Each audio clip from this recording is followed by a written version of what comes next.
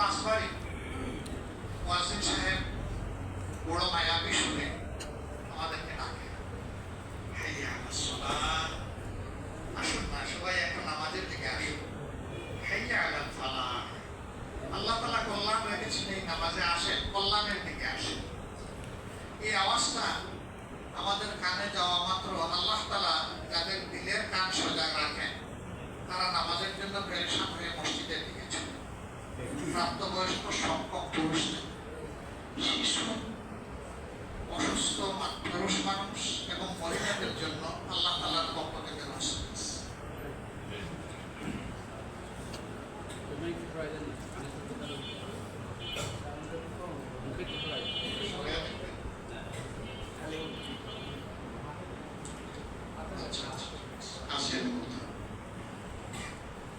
তো আমরা যেমন এই আওয়াজটা শুনে এখানে এসেছি, আল্লাহ তাআলা আমাদেরকে আসার তৌফিক দিয়েছেন, এই আওয়াজটা হাজার হাজার মানুষের কানে গিয়েছে।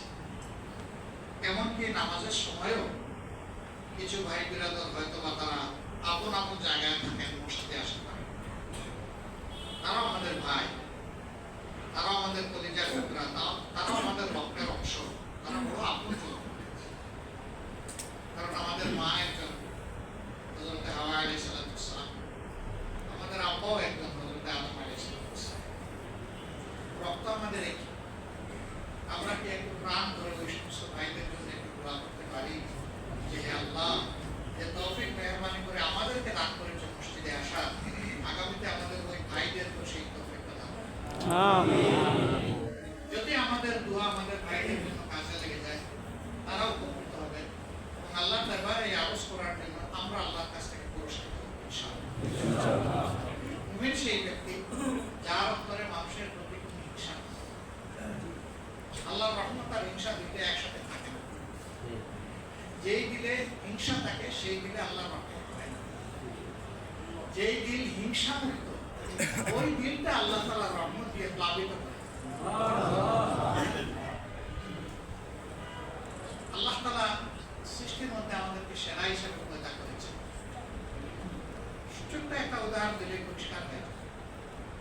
দুনিয়ায় একমাত্র দৃশ্যমান চলমান প্রাণী, যেই প্রাণীটা দাঁড়াইলে সোজা দাঁড়ায় আলিফের,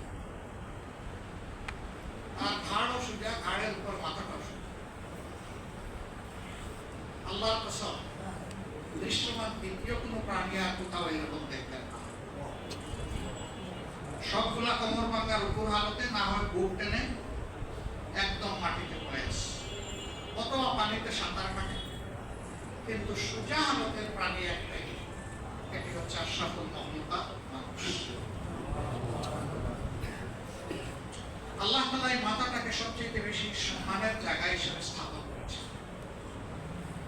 মানব দেহের 5টা ভাইটাল অর্গানস, সবচেয়ে উপরে মগজ, তার নিচে আমাদের 2টা ডান পায়ের লাংস বা ফুসফুস, 2 লাংসের মায়াবী বিছানার ভিতরে আল্লাহ তাআলা আমাদের হার্টটাকে স্থাপন করে দিয়েছেন। এর নিচের আরেকটা ভাইটাল অর্গান হচ্ছে আমাদের লিভার, তারপরে দুই দিকে 2টা কিডনি। এই হচ্ছে 5টা ভাইটাল অর্গান। এই 5টা অর্গানকে একমাত্র হার্ট ছাড়া বাকি সমস্ত শরীরকে আল্লাহ তাআলা নিয়ন্ত্রণের ব্যবস্থা করে দিয়েছেন মগজ দিয়ে। সুতরাং মগজটা ঠিক, সারা শরীরটা ঠিক। শুধু হার্টটাকে আল্লাহ তাআলা মগজের নিয়ন্ত্রণ থেকে মুক্ত রেখেছেন। কারণ আল্লাহ তাআলা বলেছেন যে মানুষের রোগের চাইতেও আল্লাহ তার আরো নিকটে, আরো নিকটের এই জায়গাটা হচ্ছে কল বা হার্ট। এটা সেলফ জেনারেটেড। বাকি সমস্ত কিছুর কারেন্ট, ইলেকট্রিসিটি, পাওয়ার আসে মগজ থেকে। আর আল্লাহ তাআলা হার্টের মধ্যে এইরকম 3টা ভাল্ব, জেনারেটর, ব্যাটারি বসিয়ে রেখেছে। এটা কারো নিয়ন্ত্রণে নেই, এটা সরাসরি আল্লাহর হাতে। এই অংশটা যার ভালো, তার সব কিছু ভালো। এই অংশটা যার পচা, তার সমস্ত চিন্তা, কথা এবং কাজে পচা।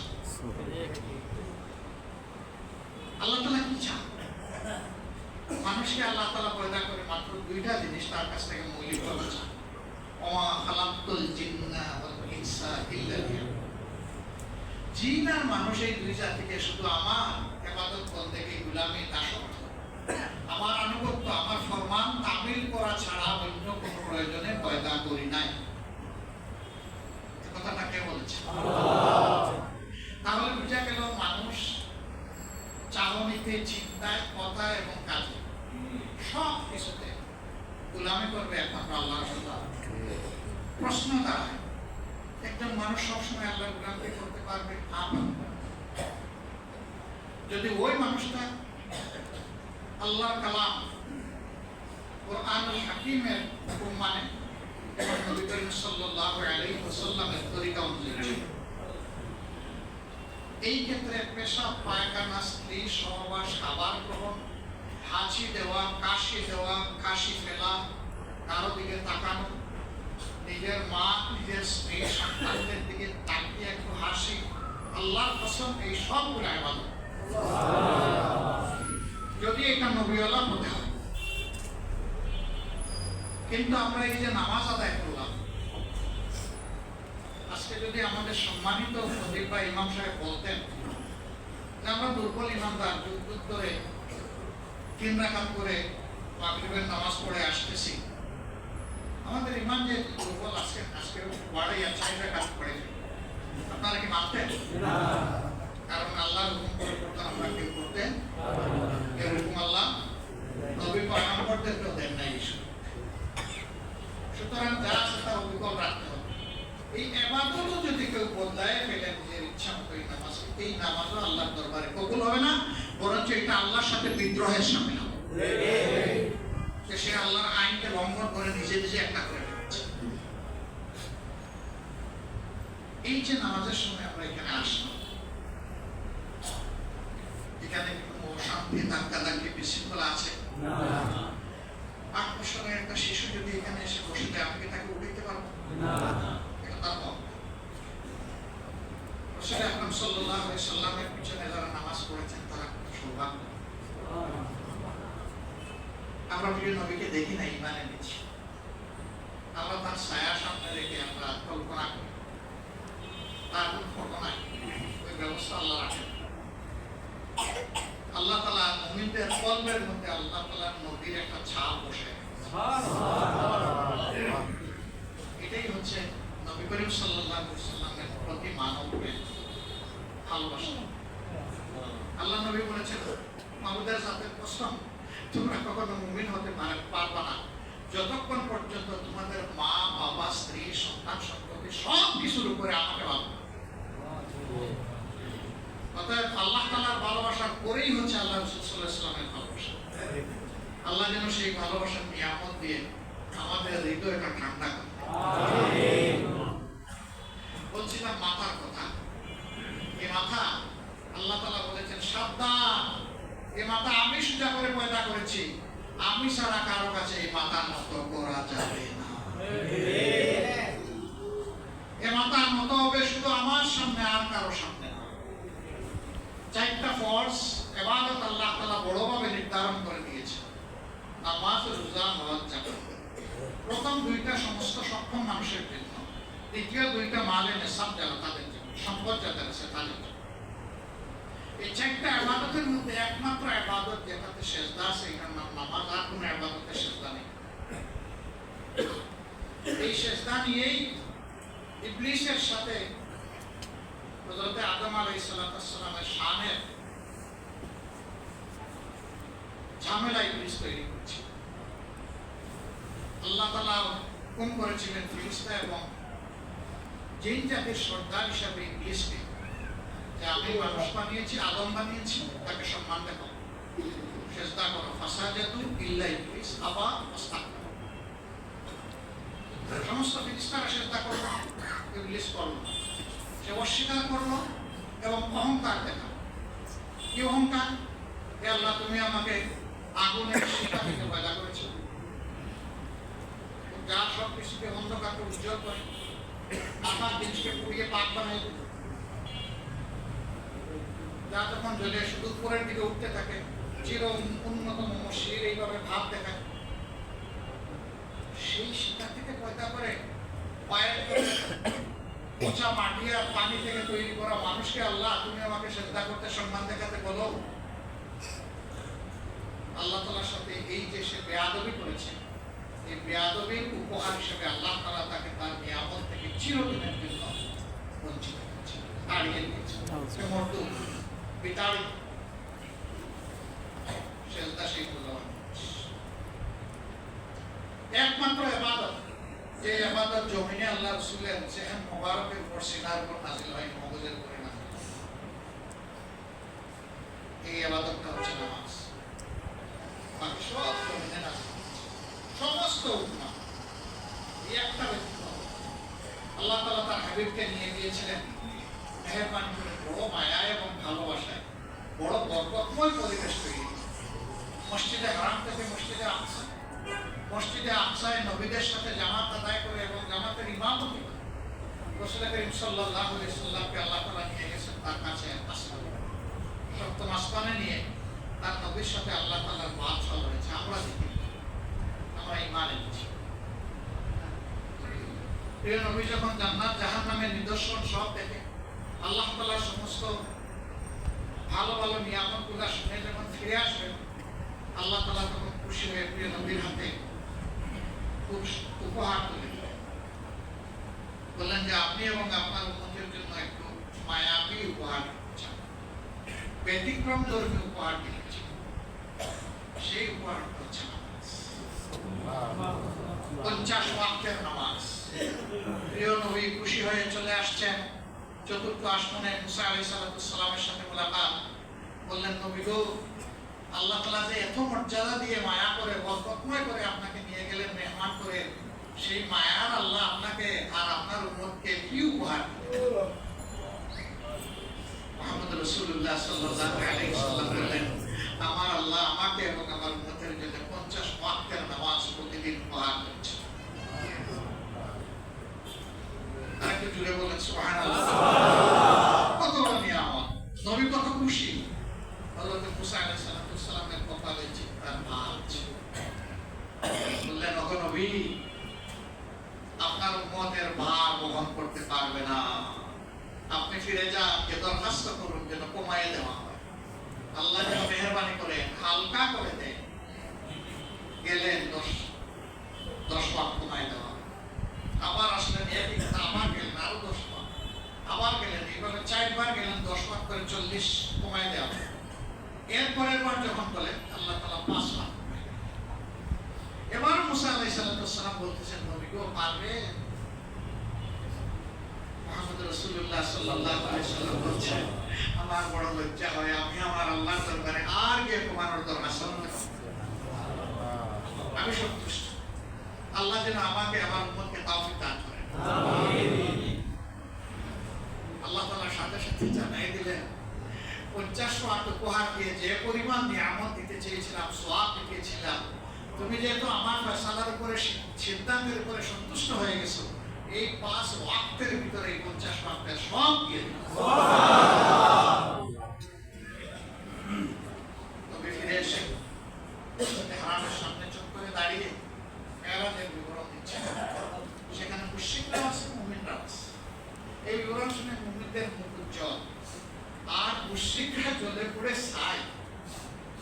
এখানে আবু জেহেলও ছিল, সে গালি দিতে দিতে ঘন করে এখান থেকে চলে গেল।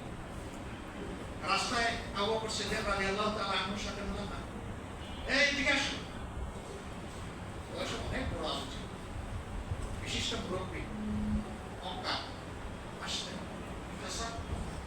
বলে, তোমরা তো অন্ধ ভাবে, কেবল তোমরা মুহাম্মদের সব কথা শিখে মেনে নাও, আজকে আজ খুবই কিছু বিষয় এসে বললো, আমার বিশ্বাসের পরে আর তোমরা তার করে আসবে না। আবু বকর সিদ্দিক রাদিয়াল্লাহু তাআলা বললেন, আপনি কি নিজের চোখে দেখেছেন যখন তিনি এই কথাগুলো বলেন? বলে, হ্যাঁ। নিজের কান দিয়ে শুনেছেন? বলে, হ্যাঁ শুনেছি। বলে, বলুন তো তাইলে কি বললেন? মেরাজের যে বর্ণনা উনি শুনে গেছেন হুবহু তাই বললেন। আবু বকর সিদ্দিক রাদিয়াল্লাহু তাআলা শাহাদাত কবুল করে নিয়ে আসমানের দিকে তাকিয়ে বললেন, আল্লাহ তুমি সাক্ষী থাকো, তোমার নবীর কথায় তোমাকে না দেখে তোমার পরিমাণ এনেছি। তোমার নবীর কথায় তোমার ফেরেশতাদেরকে না দেখে ঈমান এনেছি, তোমার নবীর কথায় কিয়ামত হাসর না দেখে ঈমান এনেছি, তোমার নবীর কথায় অতীতের নবীদেরকে পয়গম্বরদেরকে দেখি নাই তাদের পরিমাণ এনেছি, তাকদীরের পরিমাণ এনেছি। আজকে মেরাজের যে বর্ণনা যদি নবী এরকমই দিয়ে থাকেন তার উপরে ওই মান আনলাম। পেরেশানির সাথে দৌড়াইয়া চলছে, এর মাঝে আরেক দুর্ধ মুশরিক আল্লাহ রাসূলকে প্রশ্ন করে বসেছে, আচ্ছা আমাদের জানা মতো তো আপনি কখনো এর আগে জেরুজালেম যান নাই। আল্লাহ নবী বললেন ঠিক, আমি যাই না এর আগে। আপনি বাইতুল মাকদিসে মসজিদে আকসার ভিতরে নবীদের জামাতে ইমামতি করেছেন?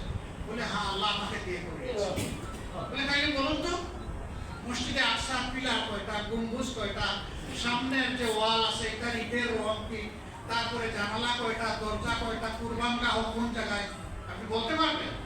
রাসূল করিম সাল্লাল্লাহু আলাইহি ওয়াসাল্লাম নিপুণ পূর্ণাঙ্গভাবে সব কিছু টপ টপ করে বলেন। সুবহানাল্লাহ। চোখ ছানা বলা এইসব শুনে বললেন হ্যাঁ, আমি মসজিদে আসায় গিয়েছি, এমনি মসজিদে আসি। কিন্তু দেখেন আল্লাহ তার দিলের দোয়া করে দেন না, হেদায়েতের নূর কানে প্রবেশ করে। সত্য বুঝার পরে এই লোকটা ঈমান আনতো না। আবু জাহেল তো গালি দিয়েই চলে গেল। এর মধ্যে হযরত আবু বকর ইবনে কুহাফা তিনি এসে হাজির, বললেন হে আল্লাহর রাসূল, এরকম কি কিছু হয়েছে? বলে হ্যাঁ হয়েছে। তো তুমি কার কাছ থেকে শুনেছো? আমি আবু জেহেলের কাছ থেকে শুনেছি। তারপরে আমি আল্লাহকে সাক্ষী রেখে বলেছি সব কিছু এটার উপরে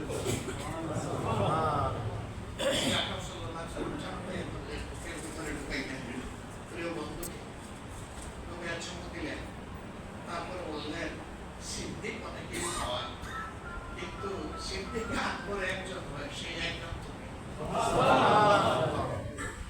আল্লাহ আল্লাহ তাকে হেদায়েতের নিয়ামত দিতে চান।